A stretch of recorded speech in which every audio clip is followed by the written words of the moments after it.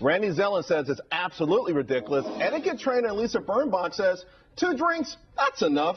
Randy, what do you think? I mean, why do you think that it wouldn't make sense? Listen, 2 drinks, that's a limit. This way we avoid this kind of nonsense. Michael Jackson, may he rest in peace, said it best. 1 bad apple don't spoil How the whole about 3 or bunch. 4? Okay, take 3 or 4. I read it, and I have it right here. In 2013, 750 million people flew commercially, United States aircraft. We're talking 3 out of 750 million? I was on a plane a few months ago, and the guy behind me was so blasted out of his mind drunk. He threw up everywhere, and it smelled bad. We didn't divert the plane. There wasn't any police activity. But how many of these things go unnoticed? And it really did ruin the entire flight for everybody.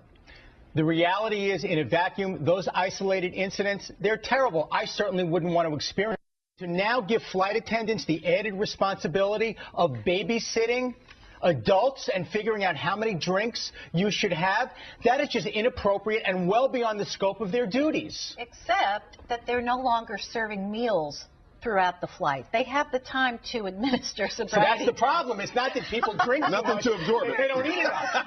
Well, that's part of the problem. Yeah. It's also bad manners to knock on a door of the cockpit. That's just rude. I mean, well, yeah, it's rude, but it's going also in without knocking is even more rude. I hate that. Yeah. You know, it's not okay for people to get drunk and disorderly on a plane. This is not a subway. On a subway, we expect people to be drunk and throw up, but not on a plane. I used to have to wear gloves and dress up to go on a flight. You know, I got to tell you, Lisa, what you don't understand is Randy has a private jet, so he's just kind of guessing about all of this stuff right now. You've never had a problem on it again. You never had a drunk problem. You never had anyone drunk on the plane with you. Never. Boys, play nicely. Never, ever, ever, never. Okay. Wow. I really think that there is something to be said for letting the flight crew do a little maintenance. Call it babysitting. Call it whatever you want. I don't care. The fact is that for the safety and comfort of the 200 people on the plane, 1 bad apple is really going to ruin your day. Not to mention somebody wearing shorts, which is a whole other thing. Right. You're just talking about it from an etiquette point of view. I'm not just talking about an etiquette point of view, although etiquette is very important and not to be underrated. But flying together is also a kumbaya experience. We're all in it together. We all want to land safely together.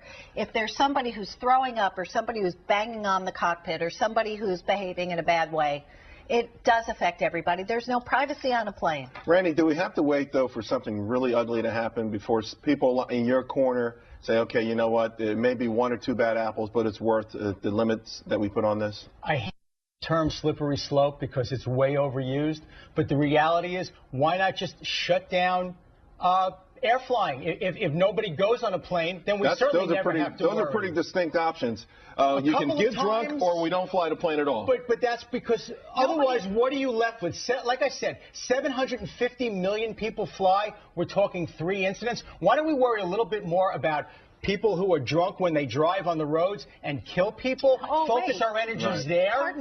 Pardon me. Just because we're concerned about drunken people on a plane doesn't mean we're not concerned about drunken drivers either. I mean, we're concerned about people being drunk everywhere and being harmful. And then you're putting the flight attendants in the uncomfortable position of now policing someone and saying you're not having any more drinks. The only thing less comfortable in that is dealing with a drunk. Stopping someone from getting drunk might be a lot better than actually having to deal with them afterwards. That's their job. Lisa, do me a favor. Yes. Take Randy to the side and teach him just a couple of things about etiquette. I definitely need it. No interrupting, Randy. Thanks a lot, guys. Hey, you know what? What do you think? Should there be drink limits on flights? We want you to tweet us at Team Cavuto. We're going to read some of your responses later on in the show.